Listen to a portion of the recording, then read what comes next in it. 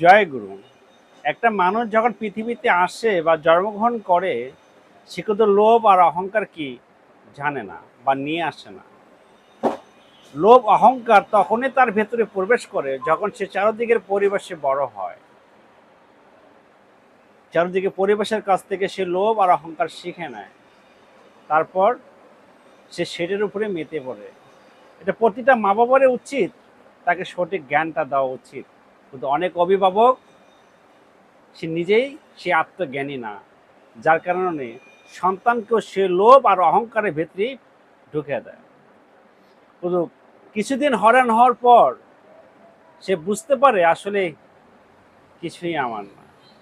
আপনি কিছু আনেন নাই, কিছু নিয়েও যেতে পারবেন না, ওই তাহলে কিসের অহংকার, কিসের লোভ বলেন? কি নিয়ে যেতে পারবেন আপনি এখান থেকে?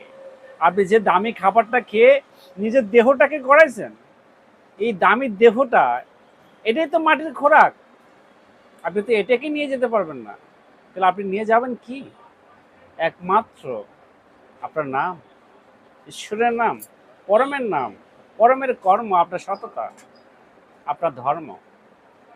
এইটুকু যদি আপনার পেছনে না থাকে, তাহলে অবশেষে আপনি কি নিয়ে যাবেন? কিছুই নিয়ে যেতে পারবেন। ভালো থাকবেন। জয়।